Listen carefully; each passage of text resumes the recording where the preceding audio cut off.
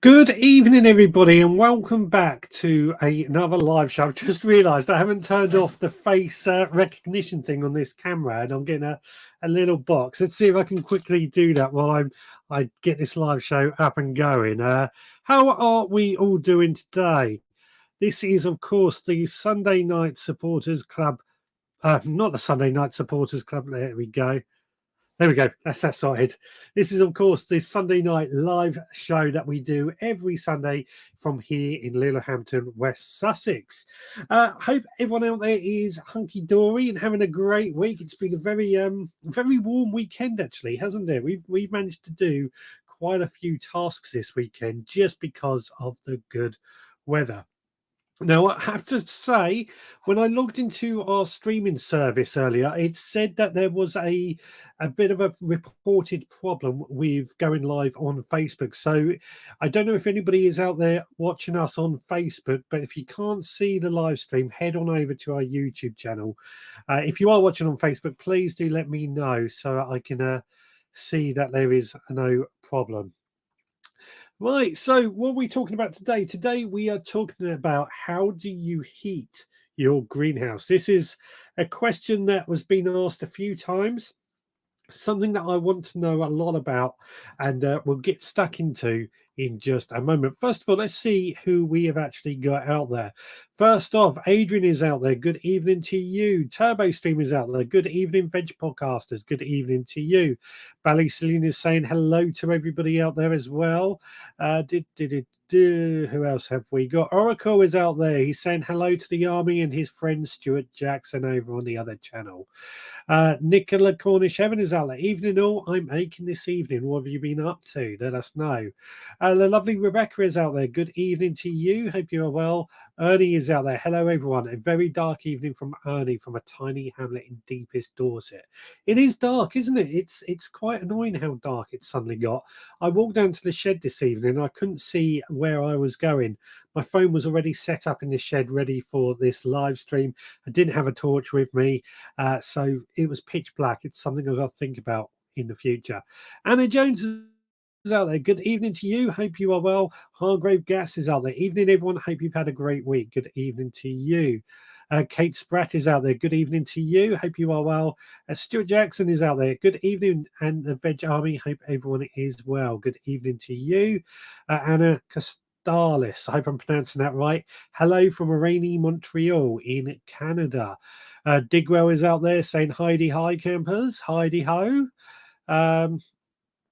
Not just Green Fingers UK blog, aka Lisa. Evening all, cloudy but warm here. Good evening to you. She's also says she's watching on Facebook, so perhaps it is working on Facebook and it may have sorted itself out. Oracle was worried that Stuart might miss out if he's watching on Facebook, but he's actually joined us over on YouTube. So all good, all good. Let's just have a look. I can see there's people watching on Facebook, so hopefully it is working okay. I always go live at the same time every week, as you know, 6 o'clock every Sunday, 6 p.m. GMT. That is every Sunday we go live. So if I don't appear on Facebook or YouTube or one of the other channels, head on over and have a look at the other places. Technical issues happen sometimes, especially when we go live. Chili Phil has joined. Good evening from the both of us. Chili Kate has been very busy this weekend on the allotment. And Chili Kate was actually asking in our Veg Grower podcast group about some dried beans that she found. These were the French beans that we sent out in the supporters club. She left them out there a little bit too long and forgot about them, and they've gone dry, and she's wondering if she could still use them. I think you can still use those dried beans. What does everybody else think? Growth Veg UK has got his bath running and ready to watch the show. Lovely to see you as always. So let's get rid of that. So phone line is open. If I can find the correct overlay, there we go. Our phone line is open. If you do want to call in, hopefully the phone will work. 07307 135 174. I've been testing it during the week, so I believe it should work, but we will find out. Now, greenhouse heating. How do you heat your greenhouse? This is a question that I am asking this evening and want to find an answer for. So I have to admit, I do not have any heating inside my greenhouse at all. My two on the allotment, we've got no way to really supply electricity to make sure it has if it were going down the electric heater route, that is, to heat it up there. We could do a paraffin heater, but I'm a bit unsure about that. But here at home, my greenhouse at home, we do not have any heating in at all, and it is primarily used at this time of year to protect some of my more vulnerable plants. And because I'm on the south coast, as no doubt you know, we've got some very mild climate here. We don't get many frosts, we don't get many really cold temperatures, so we can get away with it quite a bit easier than perhaps those who are in more colder climates. So it goes out to the colder climate people as well. How do you heat your greenhouse? Now, as I said, no heating for me. I'm not, we could go down the greenhouse route like we have at Kew, where we've got those really, if anybody's been to Kew Gardens, got the greenhouses that are just full of very, very warm. They're collecting the plants growing over winter, and the heating is on all the time. Other gardens, of course, are available with heating, and I'm not going for that. My primary purpose is to grow food, and I believe that we should be growing in unison with the seasons. A greenhouse does help just extend the seasons, but I stay away from heating my greenhouse. The closest thing I do have is a water butt that I keep in the greenhouse, fill up with water quite regularly, which also works at watering all my plants that are in there anyway. But as it gets hot during the day, it becomes a bit of a heat sink. It holds on to that hot temperature throughout the day and then expels it during the night when it drops down. Anybody who knows anything about thermodynamics will know that hot always travels to cold. So that's the closest thing I've got to heating in my greenhouse is my water butt. I don't actually even have any heat insulation. It's something we could look at. And something I've tried in the past is to have a compost heap on the inside of my greenhouses. Unfortunately, it didn't quite work. I remember many years ago, I saw an advert in a gardening magazine, and it was about a product that was being sold which attaches onto a greenhouse. You do your compost in this compost bin that attaches onto the greenhouse, and the heat from the compost bin goes to warm up your greenhouse. And that's what I was trying when I put a compost bin inside my greenhouse. It didn't work for me. It didn't work at all. So that's the closest thing I've got to ever having heating inside a greenhouse. Let's have a quick look at the comments and see what everybody is saying so far. Digwell is saying, I've seen some horror stories with paraffin heaters going wrong for one reason or another. Yeah, I have got paraffin heaters down on my list as options. And I did have a small one once. It was actually a cold frame paraffin heater intended for cold frames, and I got that in my little greenhouse at the time near my plants. But I struggled to keep my paraffin heater going all night. It would self-extinguish it after a very short time. Some of you might remember we did a live show and I had it going and it kept self-extinguishing itself. So I never really got round to really using paraffin heaters that much. Oracle says, magnets on the electric meter. Anyone looking at one, give me a shout. It's not robbery, it's just getting it at a cheaper rate. Only joking. Do magnets affect the electric heaters of modern days? Good question. Good question I have there. Idaho Garden Girl has joined us. She's saying hello to everyone. As you can see, lovely to see you, Idaho. Hope you are well. David Williams has joined. Good evening to you. Who else have we got? Richard Golden has joined and says, sorry I'm late, not a problem. Hope you are well. Anna says, I once tried that thing with a candle inside 2 terracotta pots. Did it work? Did it work? I have heard of that method. It's meant to be a way of warming up small areas, and I can see it working inside a small greenhouse, although the heat they give out, I'm still a little bit unsure if it would work, but interesting to know if it works. So what I understand is for that you have a little tea light, a little candle. You put a terracotta pot over the top, and then you cover the hole, and then you put a bigger terracotta pot over that in that pot, so that the heat then warms up the two terracotta pots and creates a heat source. I say, in my ideas, I can't see it potting out enough thermal units for it to work, but I could be very wrong on that. Stuart Jackson says, I use a nearly knocking things out. Stu Jackson says, I use a paraffin heater in my greenhouse as my greenhouse is too far away from the house for electric. Now, you've raised an interesting point, because for me, although the price of electric is quite expensive, if I was to do anything, I would probably go down the electric heater route. I just feel it's a bit safer. The thing I find with paraffin, if my greenhouse is polycarbonate, so if it catches fire, it's going to go up quite quickly and do some damage elsewhere. So in that regard, I felt electric heaters would be a safer route. But of course, you've got to get electric to the place, which for me isn't a problem. I've got electric, and I can do a fair amount of electric. I can do. I'm pretty confident with electrics. Is what I'm trying to say. I can do certain things. Not Lisa says, I have two greenhouses, one unheated but one at home with electricity. I usually have as many seedlings as possible on my windowsills, etc., until approximately end of March, when I run out of room, and then I usually transfer them to the greenhouse with my heater. This year, who knows? The price of electricity is extremely high, so maybe it's time to sow later. This is where I'm. This is partly why I'm asking this question. The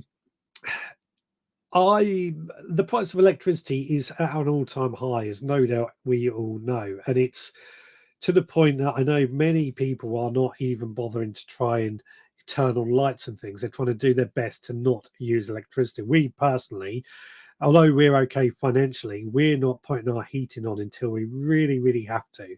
We're relying on our other means of heating just to try and keep our bills down and live with that means. So electricity, the cost of heating a greenhouse, is it worth it in the long run? Good point there. Anne says it worked a bit. That was the terracotta pots with the candle. It did work a bit, so that sounds like an option we could look at. Oracle says, I think there will be lots of greenhouses not getting heated with the cost of living. I agree. I do agree. I do think this is the problem that we have this year. Grow Veg UK says, if you provide additional meaningful amounts heating in a grow space, then you certainly will need additional lighting. I much prefer using the greenhouse, polyhouse in my case, as a season extender. And that's exactly my feelings too. Yes, I do have grow lights, and I do start seeds off indoors under grow lights. Maybe out here, I'm not sure yet. But I may not do that this year because of the cost of electricity, of course. But a season extender where you just extend the seasons, we keep the plants indoors, they can grow. But if they grow too quickly because they're too warm, they struggle with light, which brings me on to something I have made a note about. I mentioned about insulating our greenhouses earlier, and I think if we insulate our greenhouses with bubble wrap or something, it's going to hold on to any heat that it possibly can much better than anything else. So insulating is probably the best way. But one key thing is the amount of sunlight we get throughout the winter months. So keeping our windows of our greenhouses clear and clean is quite important, especially if we need to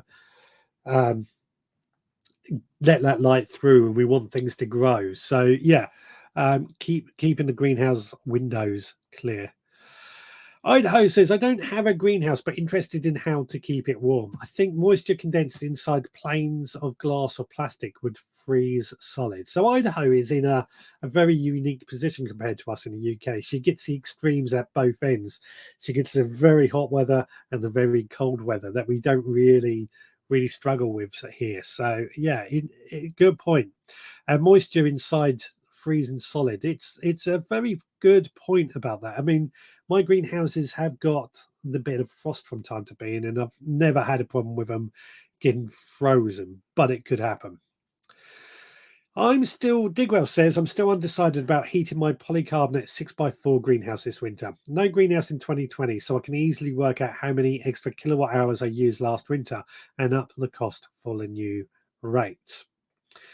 Yeah, I think, Digwell, you make a good point there. You know, is it, you're undecided, is it worth heating your greenhouse for that extra bit of heat? Is it worth it for considering the extra cost?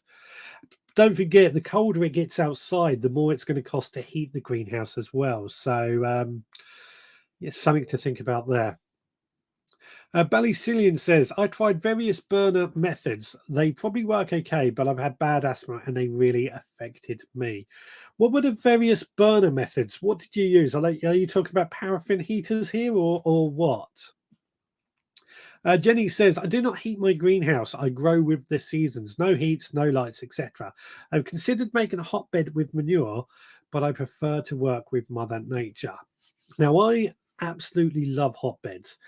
This is something I see in some of the Victorian gardens, where the pineapple houses, where they filled manure around this well outside the pineapple houses to heat up the pineapples inside. And this is where the use of compost rotten down to heat a greenhouse, for me, seems like the most logical way to go about things.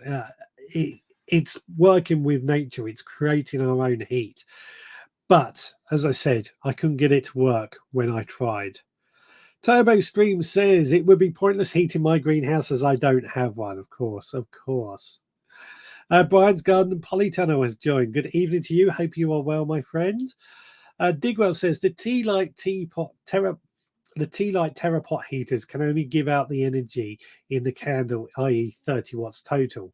You would need 33 of them to make 1 kilowatt. Yeah, this is the entire thing I was skeptical about, because logically a candle can only put out so much heat, and it's not going to be any more than that. So it may help just to keep the frost off, though, to be fair, to keep the frost off, which perhaps in some cases people were looking to just keep the frost off their plants more than anything inside a greenhouse. As I said, my greenhouse is for protection of my plants, my bananas, my dahlias, things that don't or can't get frosted. So something like this little candle TerraPot might just help to keep the frost off. Rebecca says, I'm with you, Digwell. I've managed this long without any heat, although I would like a little heater, but we won't be heating our... Oh, come on. I'm back. I don't know where I lost connection there, so I'll start again. Rebecca says, I'm with you, Digwell. I've managed this long without any heat in our greenhouse, although I would like a little heater, but we won't be heating our homes, never mind our greenhouses. Exactly. As much as I love gardening and I'm growing food to try and survive, if I'm not heating my house, why would I heat my greenhouse? The only thing I occasionally put a heater on, I haven't done it tonight, is in here in this shed, because it does get cold out here, even though I've insulated it. But when I'm doing a show, because I'm not moving around as much, I do need a little bit of warmth just to keep me comfortable. It's the only place I heat at the moment, apart from our fireplaces that we have. In the old days, says Brian's Garden and Polytunnel, we never used heat. We just insulated the greenhouses. And this is it, actually. It raised a very interesting question that I've been questioning myself about. I'm always fascinated with the Dig for Victory campaign in World War II. And I'm sure then they never heated greenhouses either. Obviously, these were in homes. But then I have been to Victorian gardens, and one in Essex, in Saffron Walden, which I can't remember the name of the house. Audley End House, that's it, Audley End House. If anybody's ever been there, it's a great little garden to go and visit. Got this beautiful walled garden. But they also have a peach house, a hot house, and that was heated by a furnace that the under gardener, the apprentice gardener, had to keep going all night long. Basically, a rudimentary form of central heating. It was done with pipes and water to heat up the peach trees and keep them warm throughout the winter months. So heating did exist back then. So yeah, just the home gardener, probably not so much. Grow Veg UK, talking of money saving, my central heating hasn't been on once this year, like us, and my tea was just made on the wood stove. Not because I can't afford it, it's a principle of not being held to ransom. Yeah, I'm with you. I'm with you completely. This is our sort of way of life as well. It got us thinking that we're not turning our heating on unless we can help it. Brian's Garden Polytunnel. We never had bubble wrap in my younger days. Yeah, good point. Good point. What did you use in your younger days to insulate your greenhouse, if you don't mind me asking? Jenny says, my greenhouse is left as it is with a window open most of the time. It's a shelter for me and my young plants. Yeah, absolutely right. Absolutely right. Digwell says, don't forget that if you insulate a greenhouse to hold onto the heat, once it does cool down, it will take longer to warm back up. A double-edged sword, yes, because he has to get through the insulation into the greenhouse. That's why I quite like the water butt method. And my water butt is a dark green. If it was black, it'd be even better because it would just soak in some of that heat during the day and then let it out overnight. And if anybody's been in a greenhouse and knows how hot water can get in a greenhouse, it's worth doing.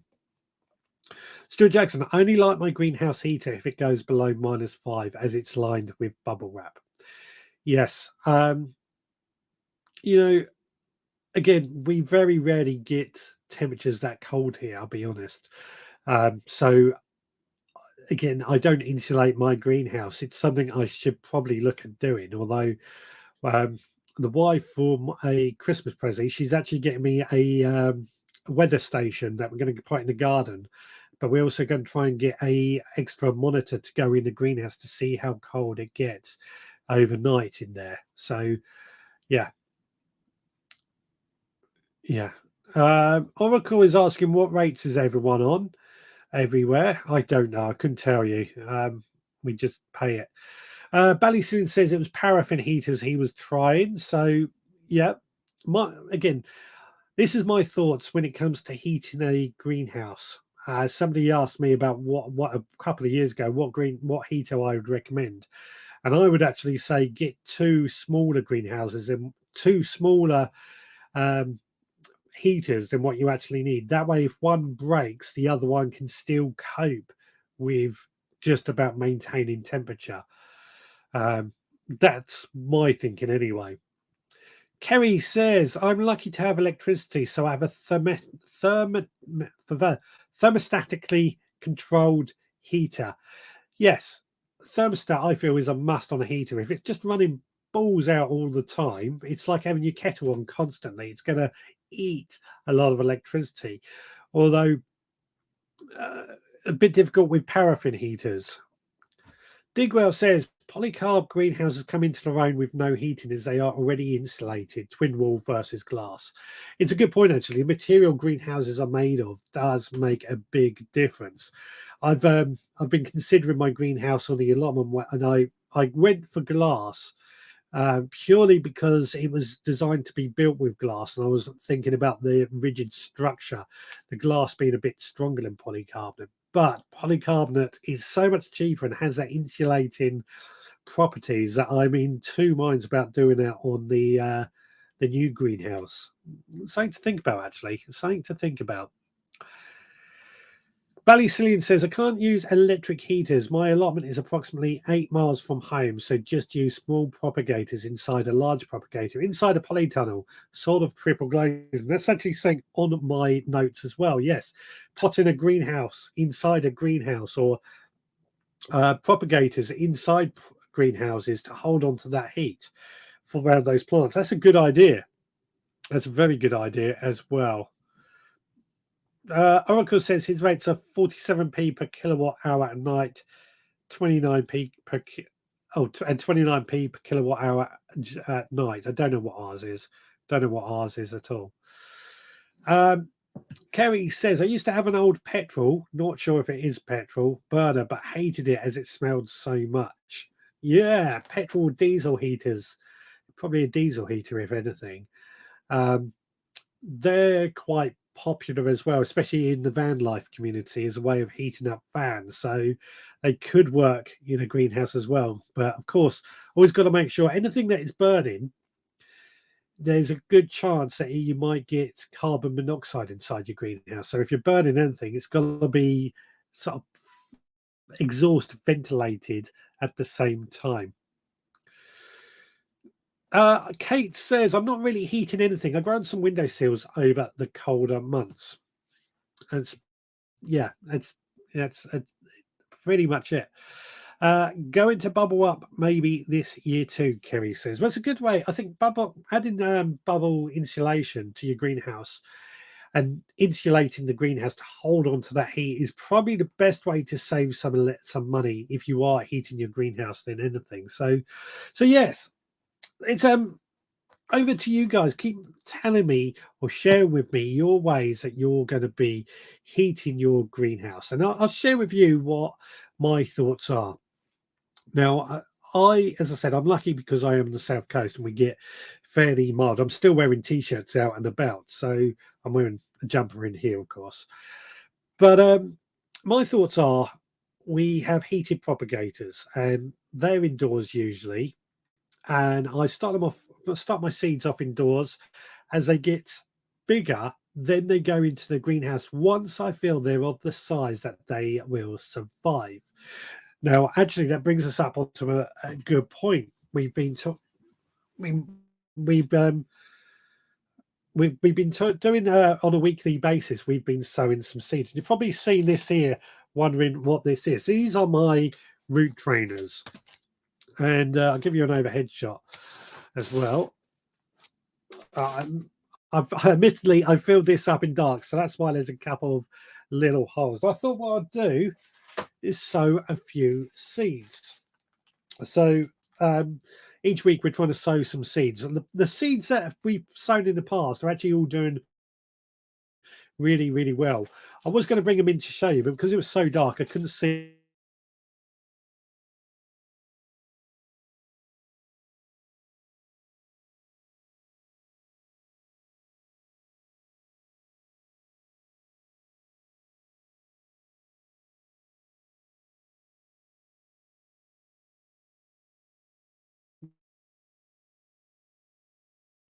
Come on, there we go.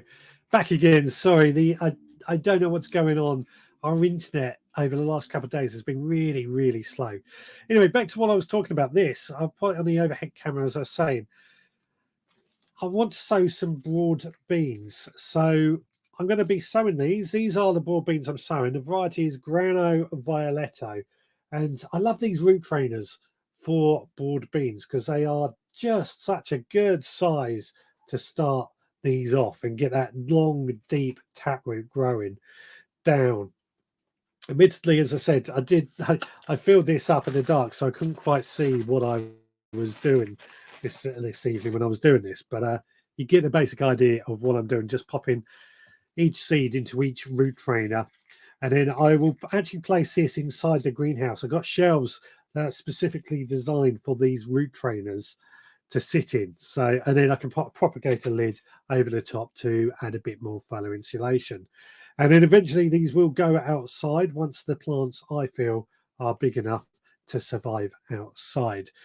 As I was saying, I don't know if you heard before we had cut out, but I was talking about the seeds that we've sown over the last few weeks, all doing really, really well in the greenhouse at the moment. Things are starting to spring into life and grow quite nicely.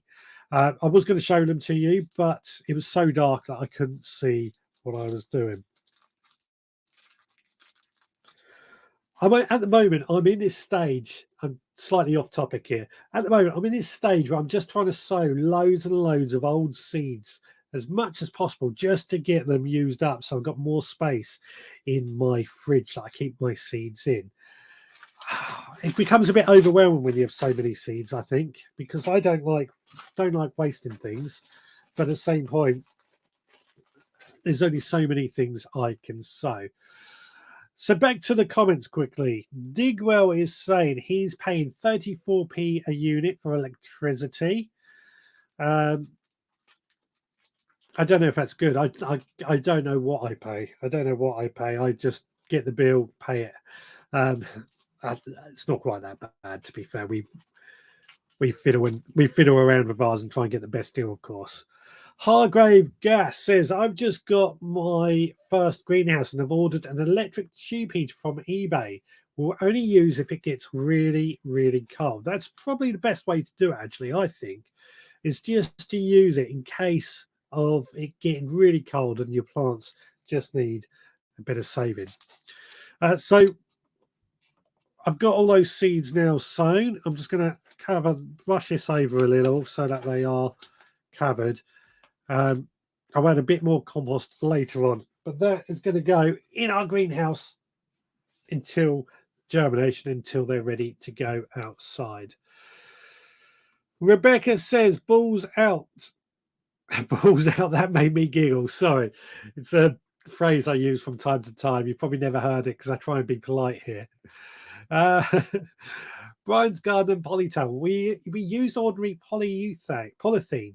Steve made a good point. We left the greenhouse door open on frosty mornings and relied on heat from the sun, if there was any sun. Now, if I remember correctly, you are quite a bit further up north. You're Newcastle way, aren't you, if I remember correctly, where I believe it gets very, very cold. So, just goes to show. Oracle says, that's way cheaper than us, Digger. It's unbelievable the way they have went up. Only good thing is petrol is sitting at 159 Rev. Diesel is 182. The fisherman says it's not worth it. I grow to the seasons. Not much point in nursing lettuce through winter, costing you 3 times as much. It's a good point. You raise a very good point. No point heating the greenhouse to raise lettuce. I mean, there are varieties of lettuce that will actually grow quite well over winter. I do it even outside. I grow some outside, and they do fine over winter.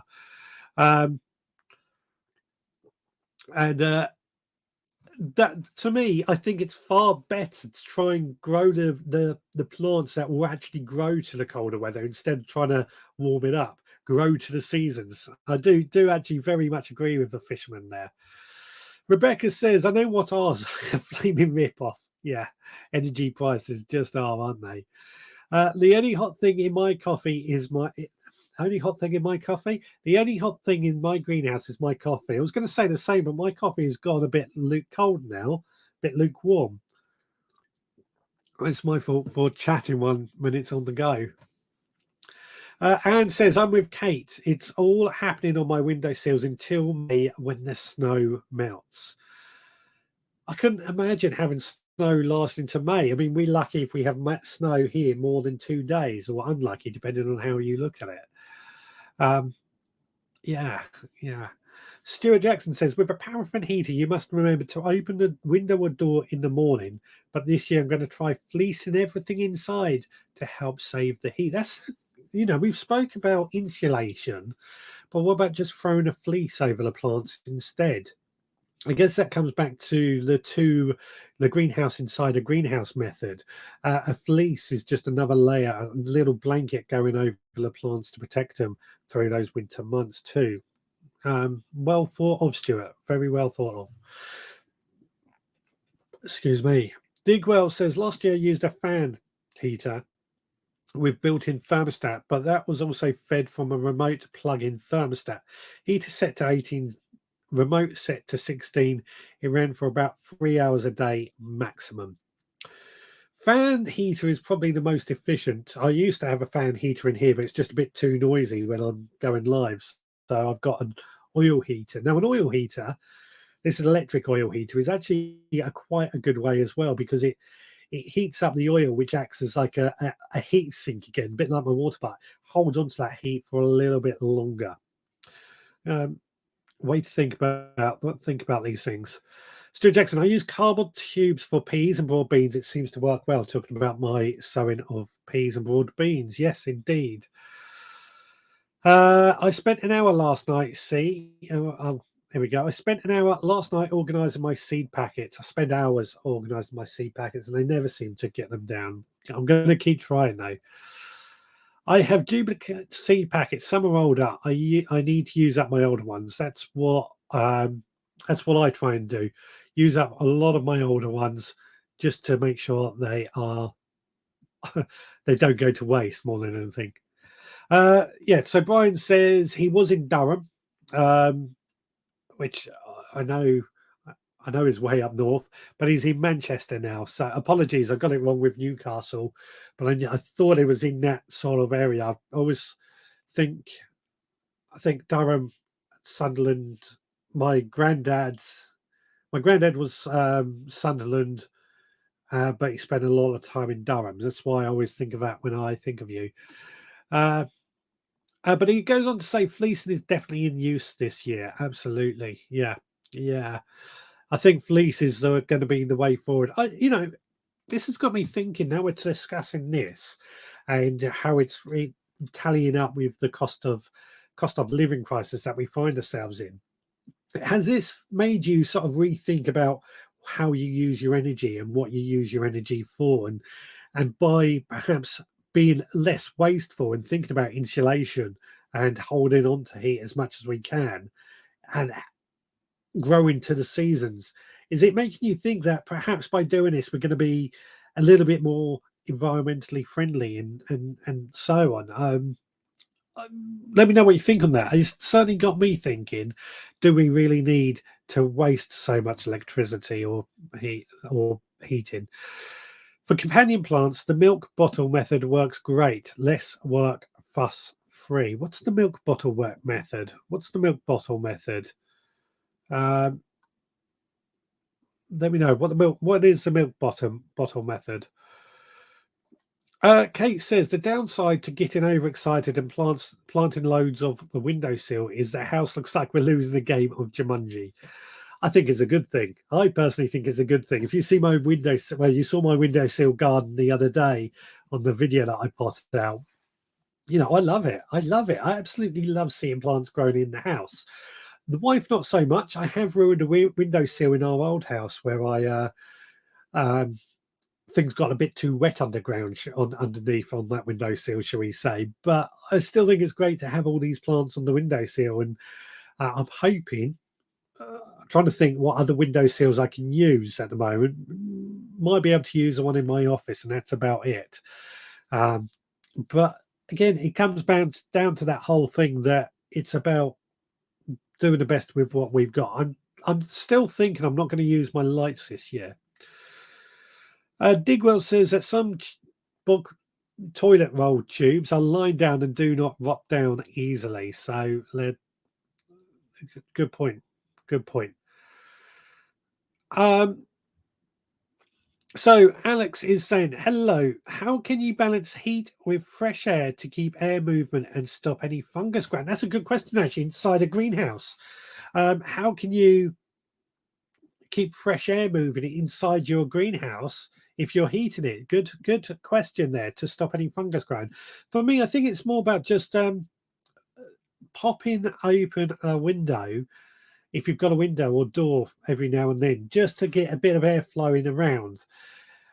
Fungus tends to grow when it is very, very damp as well. So unless it's damp, if it's damp as well, you keep it dry. It's not a problem I've had because I don't have any heating, but we've got a lot of fungus popping up in our lawn at the moment. And I think I've mentioned before, I've got an allergy to mushrooms, so I tend not to go anywhere near mushrooms. So I'm quite lucky that I don't have it happening in my greenhouse. Digwell says, in answer to that, he uses a small solar panel with a tiny fan to stop that problem. Air movement. That's what I was thinking. Air movement to stop that happening. Anybody else got any ideas as well?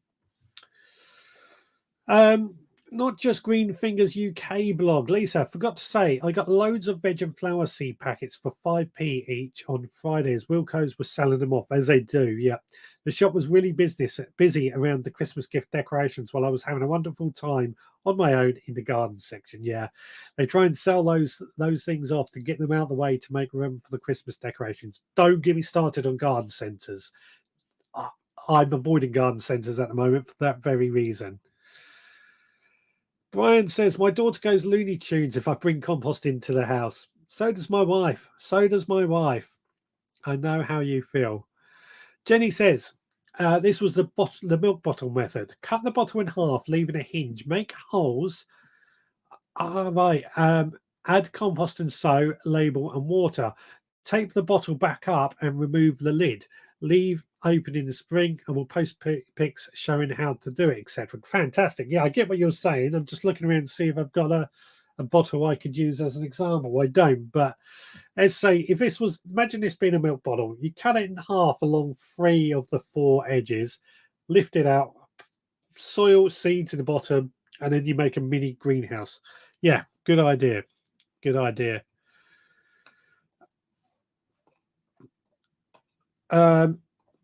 And Nicola says, saw a YouTube vid, new compost heap to the side of greenhouse. Tubing compost heap going through to a greenhouse, small fan powered by solar panel to warm the space up. That's very similar to the item I saw years and years ago. Whose YouTube video was that? Because I really want to see if it does really work. And if it does work, I'm going to be borrowing that idea to heat up my greenhouse down on the allotment. Now you put it like that, I've got ideas on how to do it. Alex says, thanks so much for the advice. Please do. Anybody else got any other ideas? I think it's all down to airflow, getting the air flowing around. Anybody else has that problem, let us know. I like using milk bottles, your own little house. Yeah, I used to use plastic bottles. And I'll never forget, just plastic drink bottles. And this is when I was living with my parents, and my cousin popped over, who is no longer with us, and I'd done that greenhouse thing with the bottle as well. And he was like blown away with that, completely blown away. But it's a great thing to do. It's as Rebecca says, a great one for the kids to do as well. Yeah, definitely a great one, and it's recycling. We all hate waste this day and age. Let's have a look at the photos that have been sent in this week. It seems like a good time to have a look at these photos. So first of all, Shipyard Grant Gardner, he's our model for this week. He's modeling this very hoodie that I'm wearing. Halloween logo. The Halloween logo will be taken off the website in this week at some point. So if anybody does want anything with a Halloween logo, it will be going pretty soon. Then the Christmas logo will be coming out soon as well, so it's all changed. I am actually in talks about changing the actual logo at some point too, so watch out for that. Not a huge change, just a subtle change. Kate has sent me this picture of her potatoes that she's harvested. I've got to say, they look absolutely delicious and tasty. Fantastic to see. She's also been pulling out some of the raspberry runners. Raspberries do like to pull out their runners and then get everywhere, don't they? But free plants is the way I look at it. You've got yourself some free plants you can pass on or plant elsewhere. Nicola's been sowing some raw beans just like we have, and this looks like a similar thing to what I've been doing in similar root trainers or plug plants or something like that. So she's been very busy with that, but she's also been busy planting onion set 2. Again, similar sort of thing in trays, just like what we've been using. She also shared this photo a few weeks ago. Her chicks were like this. How beautiful is that, and cute? Well, now they are pretty much fully grown and they're like this, back out in the actual coop and seem to be doing quite well. How lovely is that? She shared a lovely little video on our Facebook group as well. If you want to go and check that out, please do. Now, Anne is asking if anyone knows what these chilies are. They look a bit like a bird's eye chili, maybe a Thai chili to me. But if anybody else has any ideas, again, this is in our Facebook group if you want to go and assist with that. She's also sent me this photo this week of her microgreens she's started growing this week after finding a microgrowing sprouter set at a charity shop, and she's got stuff growing as well. It looks fantastic, and I think the windowsill and microgreens are a great way to feed ourselves during these colder months. I'm a big fan of them. We got so many things growing on our windowsill now, and they're all growing. Now, Digwell is sharing advice on how not to lose a Veggie-Pod lid using bungee cords to hold down that lid. Strong winds have caused havoc. My Veggie-Pod lid got blown off as well. Luckily, we've still got it, but it does get blown off. Bungee cords or anything like that, hold it down is a great way forward. Jenny has been making pumpkin soup with sweet potato fingerlings. Looks absolutely delicious, I've got to say. And again, all stuff that she's grown. So it's what it's all about, isn't it? At the end of the day, you can feed yourselves for so long from our gardens. Keep sending those photos in. You can post them to our Facebook group. I always check in there. I may not always comment, but I'm seeing what's going on. I like to let everyone else comment before I do. Or you can send them to me via social media. Just DM me on whatever platform you might use. Or you can email them directly to me, richard@theveggrowerpodcast.co.uk. Please do keep sending those photos in. It's always good to see lots and lots of photos. I do love having a good nose at what people see that people are doing. Right. Now, Nicola says it was in America and loads of snow. Thermometers showed it working. That was the compost bin with tubes going into a greenhouse. If you can find the link, or I'll go have a look for it later, I'll see about doing something similar. Brian's got to go for his tea, so he says, sees you later. You take care, buddy. All the best. Stu Jackson says, cardboard tubes. I mostly use paper pots. My greenhouse is lined with bubble wrap and with fleece. I'm hoping it's going to stay warm. It will. I'm sure it will stay warm. I mean, at the moment, it's unseasonably warm, I feel, especially this weekend. Just stop the rain. That's all I want is less rain. Digwell says, and good compost to start off with. No green waste stuff. This is still rotting down in the bag when you buy it. This is to do with the fungus in greenhouses. Good compost to start off with. Alison O'Brien has joined. Evening all. Sorry I'm late. Hope you are well. Lovely to see you. Thanks so much for joining us, and hope you are well too. We're talking about how you heat your greenhouses tonight. Oracle says, have you thought any more of getting an allotment, Stuart? Nicola says, the chicks are about 50% grown. Bigger than Bantam stepmum. Bantam, yeah, 50% grown. They'll soon be fully grown in a few weeks and laying eggs.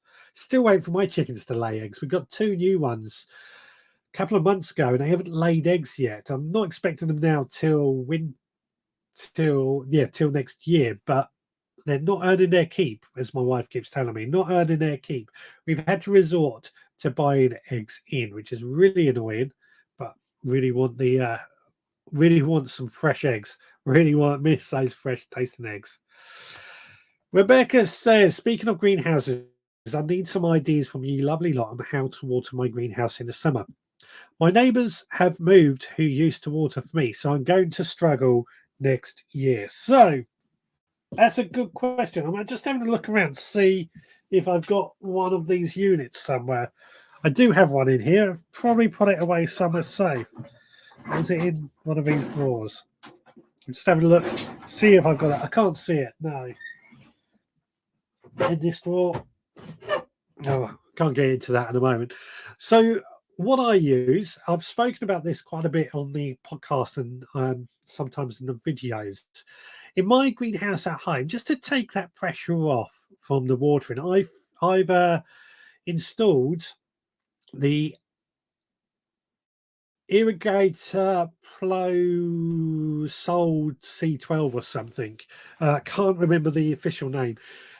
Somebody might be able to tell me what it is. But basically, what it is, you need a water butt or something to collect water on the inside of your greenhouse.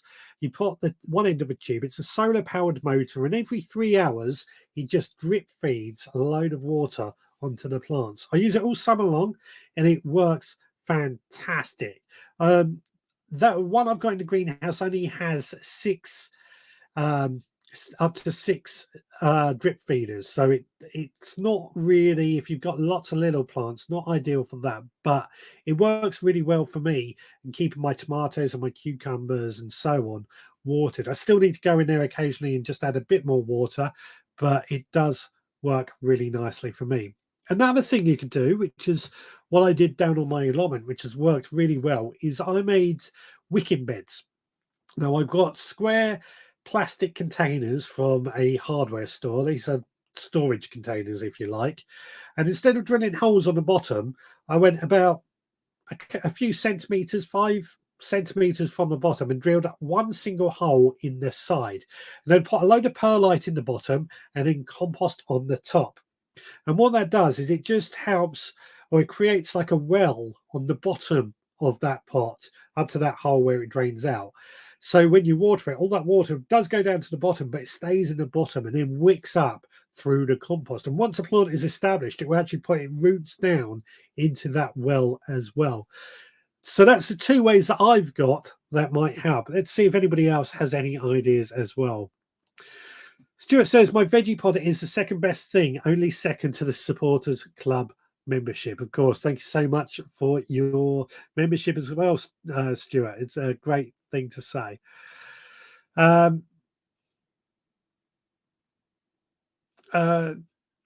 Digwell says to Rebecca, wicking birds work well. Exactly. Yep, well, that's what I was talking about.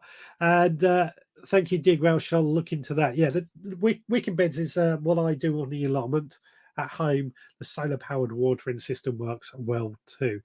In some ways, the wicking bed, you could probably set it up for a seed bed as well, thinking about it. Joe in the Facebook group says the shipyard gardener can model anything for me. Says Joe. Indeed. Yes, always happy to always happy for models to show off what they're doing. Nicola says 2-litre pop bottles in a greenhouse are good to help with warming a greenhouse, a bit like water butts, but you can have them next to plants you want to protect a bit more. That's a good idea, actually. Yes.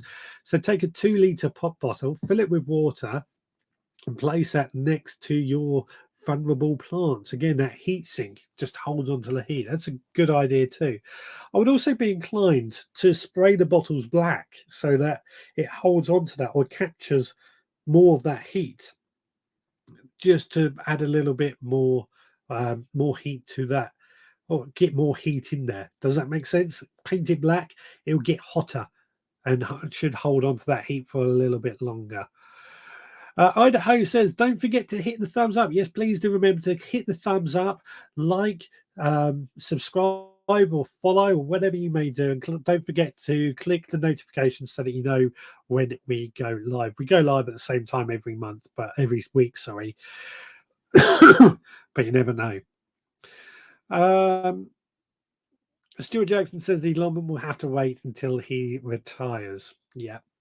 Digwell says Irrigator Soul C24. That was the solar powered watering system that I was talking about.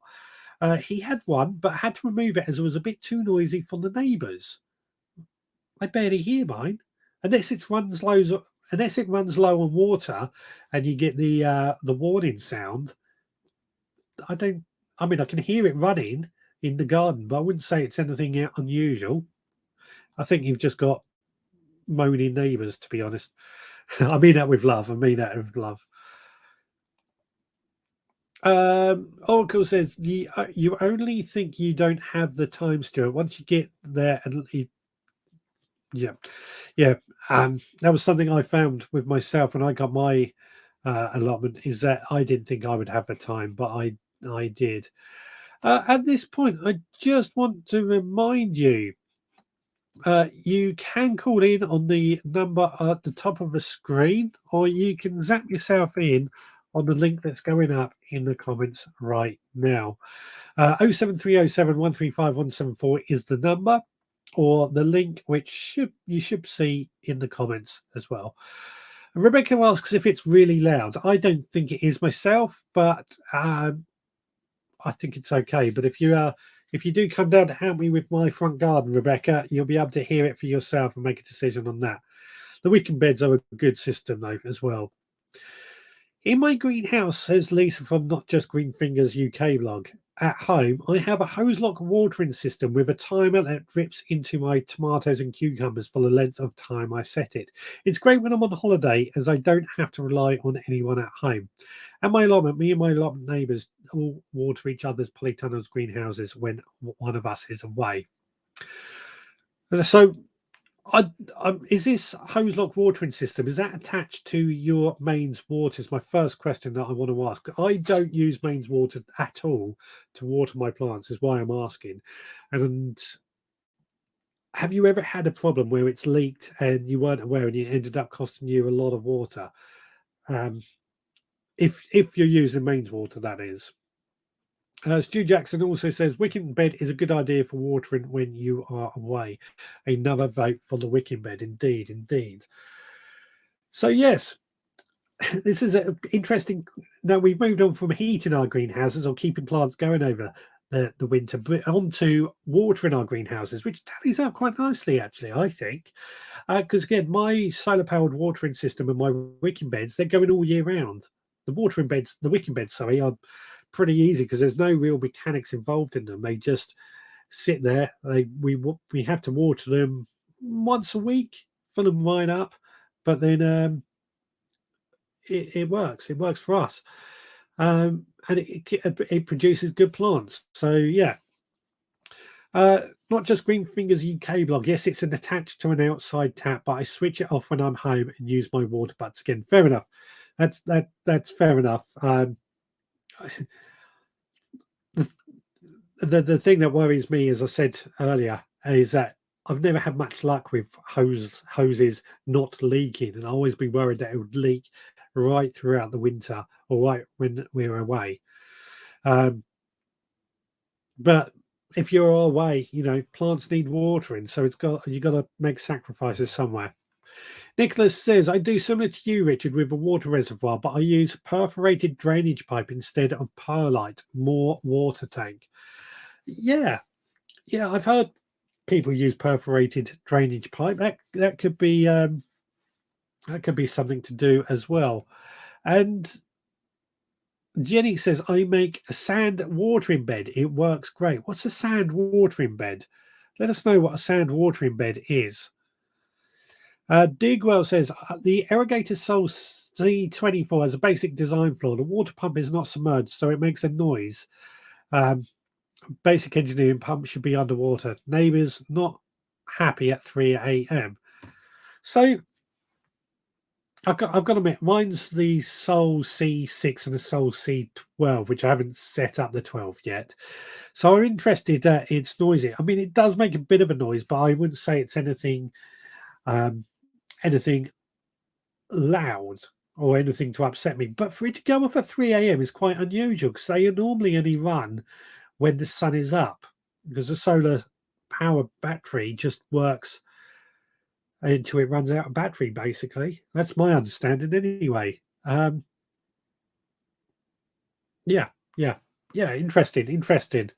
Interesting on different feedback, and it's upset your neighbours. To be fair, on our site, if anyone is away, we always water for them. So on our site, that reminds me, on our site, we never know if anybody is away because there's over, 212 allotment plots, and some of those are cut in half as well on our site. Unless you are very close with your neighbours, which I've got to admit I'm not, nobody knows when you are away. And on that note, talking of my allotment, you may recall last week I was talking about going down to the meeting they were having this week to discuss the plot rent increases going up by 20% each year for 5 years. I couldn't make it to the meeting, but I got some feedback, and they've decided now is not the time to increase the rents by such a huge amount. So they've settled on 10% increase, which still not great, but it has to be compromised somewhere, I guess. Jenny says, bury a container that is watertight, fill it with sand, and then add water. Victorian wicking bed. Okay, I'm going to have to look into this. This sounds very, very interesting. Yeah,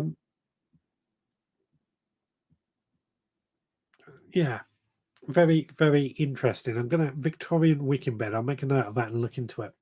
Digwell says they run it a set number of intervals, 2, 4, 6 hours, etc. Battery charges from the solar panel. Don't forget, I live in a terraced house. Good point.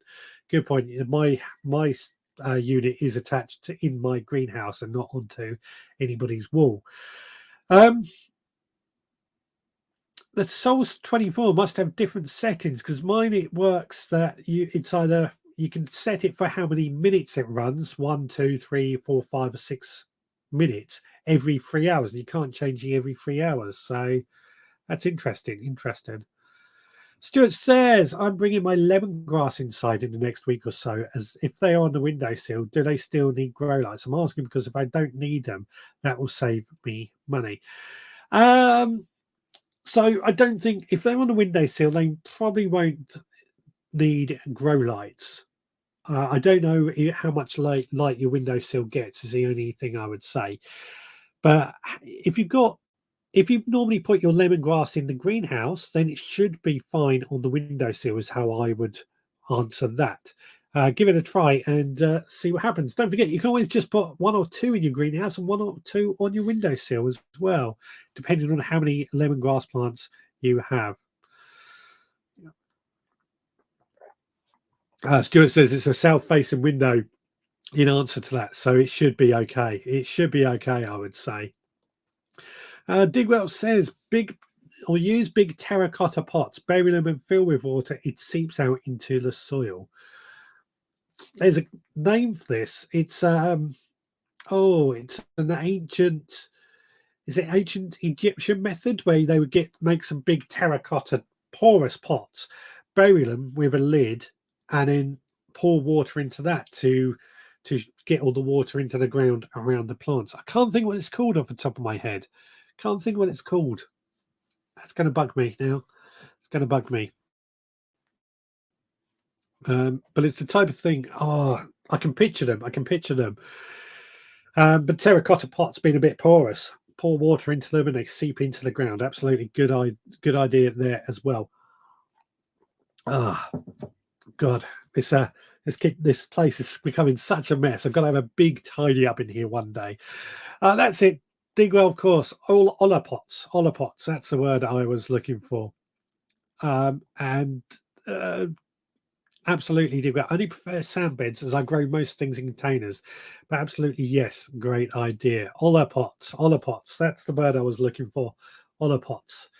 I don't think you can buy allotpots, but if you enroll at a clay making course at a local college or something, you might be able to make some, fire them in a kiln oven, and there you go, you've got your own. That's the bloke I saw, somebody I saw make them that way. Nicola also saying, oh yeah, I knew it was something like that. I couldn't think what it was called. Is it ancient Egyptian? I know it's quite an old method, or is it more recent than that? Cannot remember. But again, the wicking beds is probably the simplest way, I feel. I've got, as I said, my greenhouse on the allotment, or 2 greenhouses now, I should say. Video coming out about the second one this week, and of course on the podcast tomorrow. Because although I'm down there on a daily basis in the summer now, because of the way I've worked it into my system, it can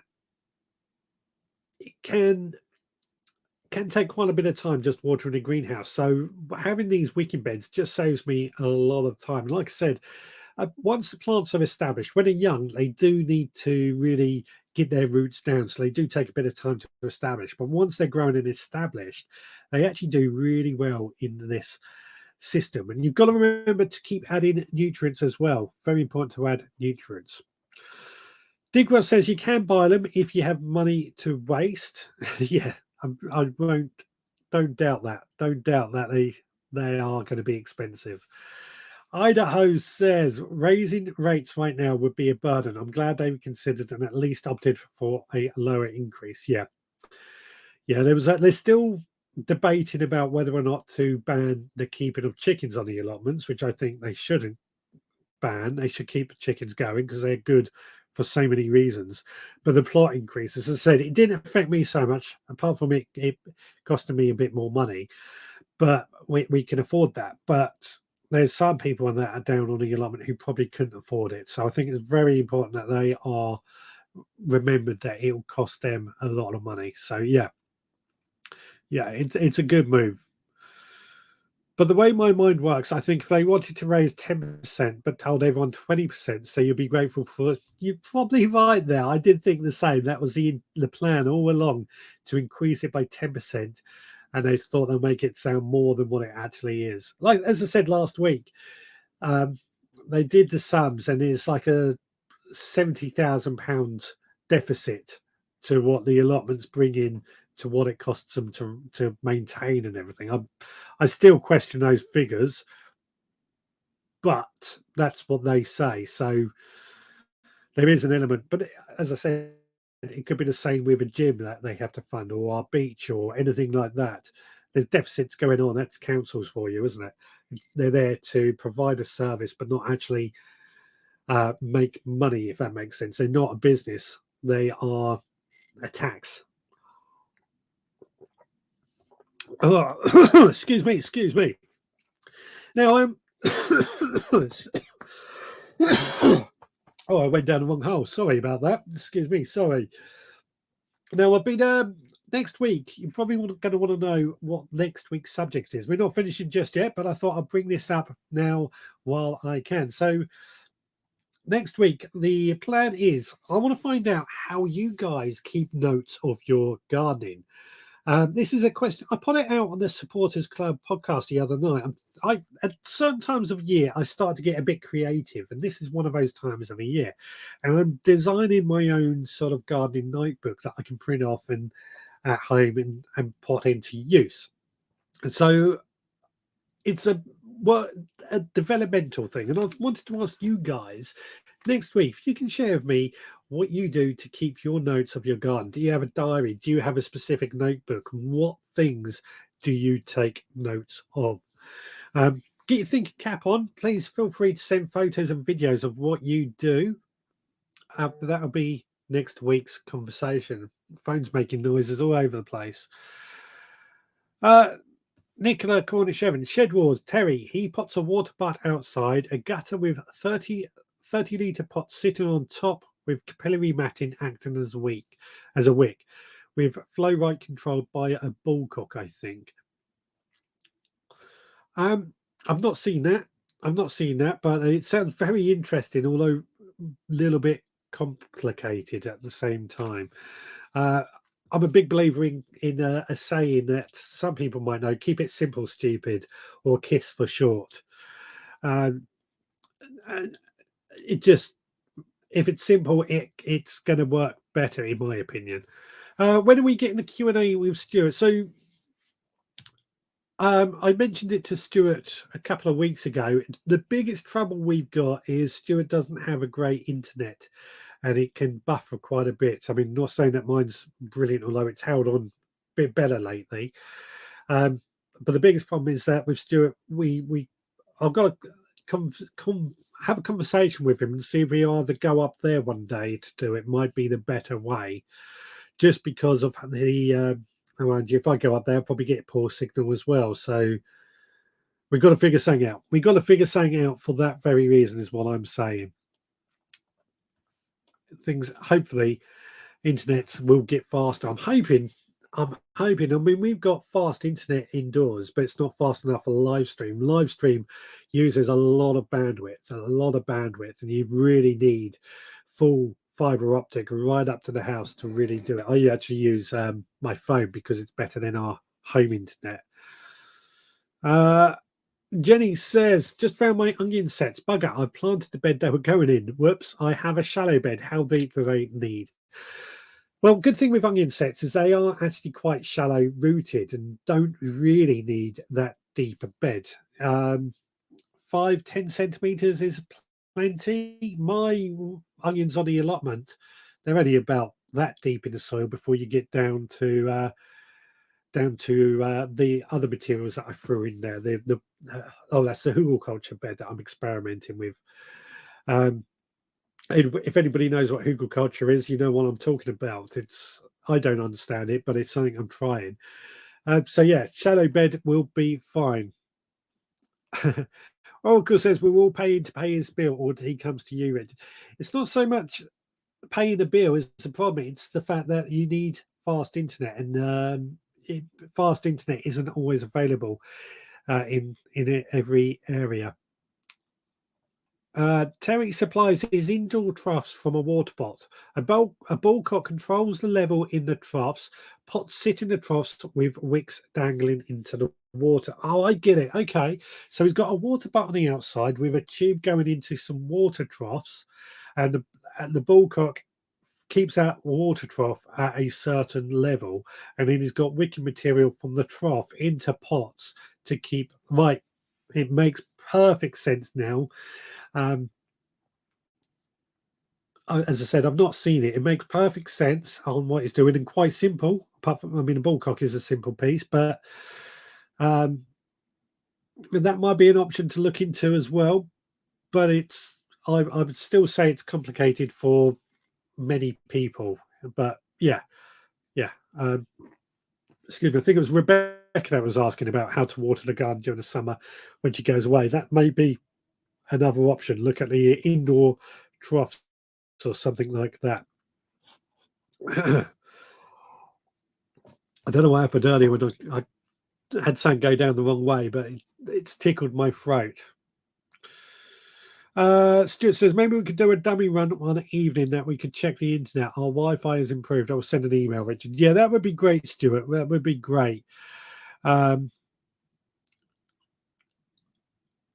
I know you've had trouble in the past, in particular when you were trying to go on Lee's live show as well. That the signal wasn't great, and it does need a lot for live streaming, I'm afraid. Digwell, he's modifying it this year due to the debris building up in the troughs. So that makes a lot of sense. Did think there would be debris building up in the troughs. Just a natural way that sludge and algae, etc., would build up. But I'm going to check this system out at some point and see if I could use it in any way as well. These greenhouses, it's such simple things, but they get so complicated when you think about it. And the things that we have to think of, we've got to make sure the plants are watered because they're not going to get water from outside. It's hard. It's something I've always thought about with greenhouses. If you have beds in the ground, generally speaking, many of us probably use our greenhouses for things like tomatoes, chilies, or peppers, and cucumbers, etc. But it's very hard to rotate our crops in a greenhouse because the soil is still used the same for whatever is in there. At least outside when we move the crops around. So what I mean by that is eventually all that greenhouse is going to run out of the nutrients from that one plant just constantly digging up the nutrients. Again, this is why I add lots and lots of different compost to my beds to keep them going. And again, the wicket system works really well and makes sure we feed our plants. Digwell says, tether your mobile network to the internet for a short time. It will take. For the short time it will take. It's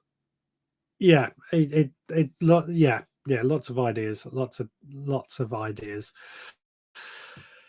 I know you're all very keen to get Stuart on. It's just a problem that we've got to think of because of we want Stuart on the show, we want to make sure it's done well. I mean, it's open to everybody as well. Don't forget, anybody else can come in and have a Q&A as well. We can do it. Either you come here or somebody comes here and we do a Q&A, or we can do it through our Zap-in link. would that be a good idea? Actually, yeah. Each week or certain weeks we could be dedicating Q&As to certain people. Anybody who wants to have a Q&A session. Yeah. Nicholas says Charles Dowden doesn't rotate. He just top dresses once a year with compost. It's the advantage of no dig, actually. I mean, I do rotate our crops just because it makes sense to me, or try to rotate, I should say. But if you are top dressing with fresh compost each year, it's probably not so much of a problem. And the biggest problem would be things like white rot on our onions and stuff. I mean, it's not a problem I've suffered with, but I know it stays in the ground for 20 years or something, isn't it? It's that cabbage. Sorry.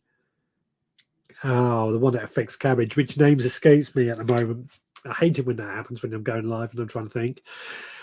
I can't think. Oracle says I'm available at the end of the phone anytime, Richard. Yeah. I prefer to do the Q&A with you on the screen because it's I think it just works better in a live show that we do this in. If it's on screen, people can see each other better.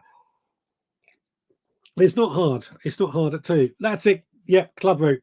That's the one I was thinking of. It stays in the ground for 20 years. Onion white rot is quite a long time as well. I'm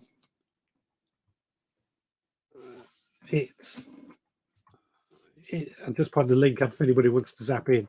Yeah, it stays in the ground for a long time. That's another reason why I like to rotate our crops, just to avoid that sort of thing. Jennings says, in our community garden, we had a layer of rotted cow manure after each crop. Not a thick layer. Everything grows amazingly. We cannot grow onions or garlic there due to the religion, so no white rot. Due to the... What religion is that, the bed that doesn't allow onions or garlic? I did not know that was a thing, in all honesty. So I did not know that was a thing. So let me know what that is. But yeah, cow manure. I mean, our allotment used to get horse manure delivered. You have to be a member of the committee to use it. £5 a month. But I haven't had it in the last couple of years, which is getting really annoying because I could do with a bit of horse manure or something. But cow manure is something I might get delivered to as well because it's meant to be very, very good, isn't it? Although the trouble is at the moment, I can't get it onto the plot. We're getting to that time of year, but especially the rain we've had recently, we're driving down to my plot because the ground gets so muddy, a vehicle could get stuck in the mud. So I'm at the point where I'm not taking stuff down onto the allotment or dropping the heavy stuff down onto the allotment anymore. Arnie says, are they Buddhists? Yeah. Oh, Nicholas says, just tried calling. It went to voicemail. Well, that's better than last time you tried calling.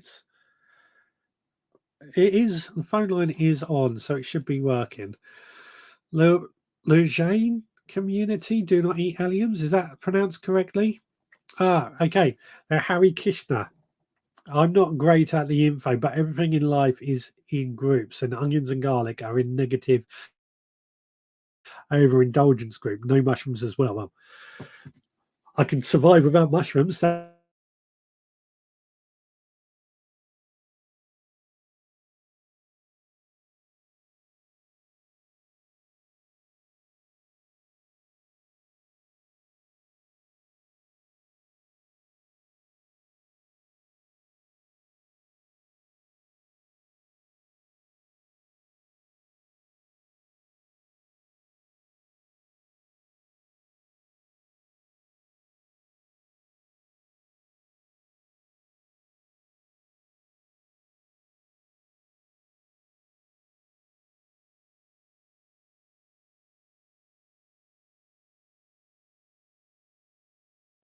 Somebody is there. Oh, and we're back on the screen as well.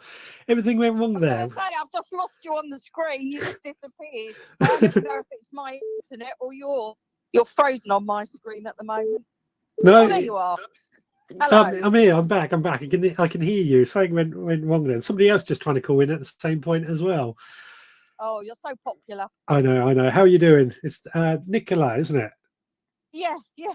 A bit achy today. You've been busy in the garden. Yeah, I was meant to be doing some more wiring on the new enclosed chicken run so that the bigger birds have got more space. Yeah. But then I got sidetracked and I thought, oh, I bought those onion sets. I think it was about 2 weeks ago in Wilco's, and the garlic. So there was 100 onion sets, 30 shallots, 3 bulbs of garlic, so however many cloves are in there. And then I started picking up the strawberry runners. You know how one job leads to another. Yeah. And obviously got carried away. So I've done, I think it's 5 trays of strawberries, and that's like from one pot. So, and I've got so many pots of strawberries around the garden. But I thought I'm going to do it this year because last year I actually bought strawberry runners from 2 different suppliers, and of the 2, and it was like the 3 sets, so you like got a concession of strawberries through the season.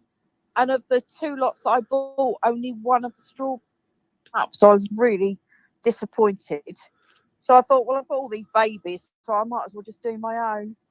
Well, yeah, I mean, that's one of the things I love about strawberries, the fact that they put runners out and everybody can get more strawberry plants. So, and free plants at the end of the day, it's a good thing. Same as raspberries in many ways with the runners. That I think it was Kate we had a picture of earlier, digging those up.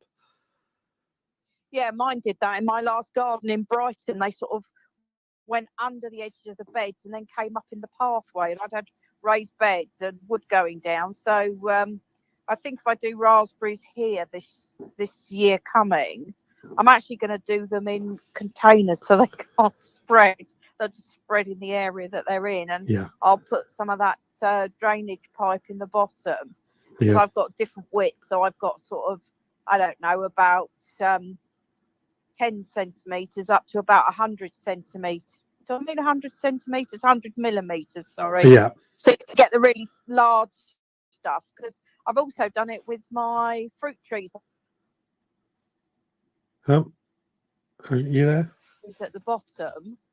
You just dropped out there. Pots with compost down into it, but I've got weed suppressant between the 2, and then pushed it down and then put the compost in that. So the bit of compost wicks up, and I've got that in like. And you dropped out again. Can't actually get down to the water so they don't rot. You keep dropping out. Very tiny to me. Sorry? You keep dropping out, I'm afraid. It's good old Cornwall internet. Anyway, I love. And she's gone again. I can't hear her. So I was just seeing she's gone. Right. I was just seeing that Digwell was saying breaking up. Is it just me? I know we did have a problem with the phone signal again. So sounds like wheel tappers and shunters. My sound is iffy buffering as well. It's probably the phone signal. I'm sorry about that. I'm so sorry about that. It's, as I say, you need a very strong phone signal for live streaming. I don't know. Somebody else tried ringing during that as well. So I don't know if you want to try again and see if it was just Nicola's phone that was having a problem with it. But I don't know what's going on here. Buffering as well. Is it sorted now? It looks more stable from where I am. And says onions and garlic inflame your passions. Is that why Harry Kishner don't use it? I've never heard of it myself, so it's quite interesting.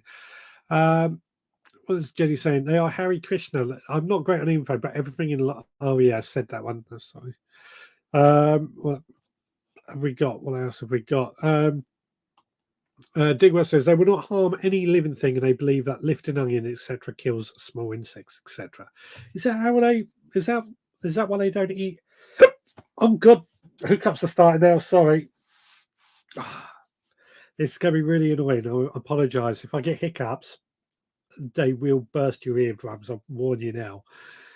Is that what Harry Kishner believe? They don't won't eat onions because it might kill small insects. I've learned something every day about this. Very, very interesting. Interesting. Oracle says he's testing Stuart Jackson's internet. If only that was what I was doing. Don't know. We've noticed last few days the internet, both on our phone and at home, has been a little bit iffy. Not sure what's going on, but it's something in the air, as they say. Right, so we've got about 5 minutes to go till the end. If you do want to call in just to finish off, 07307 135 174. What was I going to say? Yes. So what on the podcast tomorrow? I'm talking about how I created my windowsill garden. I've had a few people message me after last week's podcast when the video and what I could be growing on the windowsill. So that's coming up on the podcast tomorrow. And then I'm trying to get out 2 YouTube videos / Facebook videos a week at the moment, just upping my game a little as a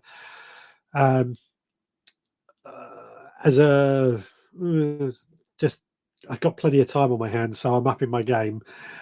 So one of the videos is down on the allotment to do with the new greenhouse, getting that all sorted. And the video I shot at home, I had my apple bonsai tree. In the store, my apple bonsai tree, which was on a shelf just out there, got blown off and the pot all broken. So I've had to put that into a different pot. And that's coming up on the video from home this week. But of course, a podcast will talk more about that as well. Jane, am I pronouncing that right? One? And Harry Krishna, yes, they don't eat onions because it kills small insects. Fascinating. Isn't it fascinating what people believe and the world we live in?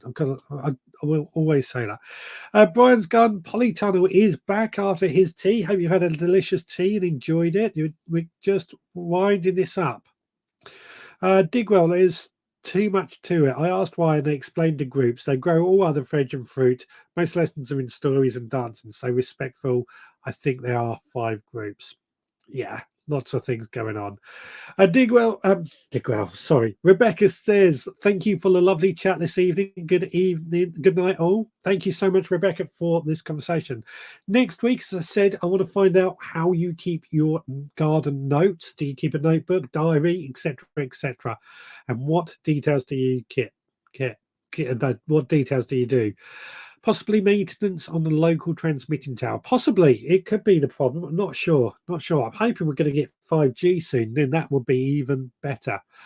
Turbo Stream has been listening in the background. Thanks, as always, for the show. No problem. Thank you so much for the conversation, as always. It's been interesting again, talking about greenhouses and the way the conversation leads us. Starts off with heating, which we're all paraffin electric if we heat at all. And most of us are not heating our greenhouses, particularly this year. Followed up by watering and so on and so on. So interesting chat. I always say it's you guys that help fuel the conversation and fuel the show with what you guys talk about. Next week, as I say, garden notebooks, what you take your notes down, etc., etc. I'm in a creative mood at the moment, so I'm adding some fuel to that.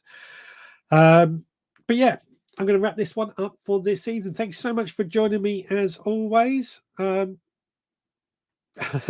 Lisa, just as everyone's starting to say wrap up and say goodbye, I thought you just said next week is how you keep your garden gnomes. Now your garden notebooks. That's that's very very, very, very, very funny. So yeah, we'll be back again 6 p.m. GMT next Sunday. So please do join us and share with us how you take your gardening notebooks. Take care, guys. See you again next time.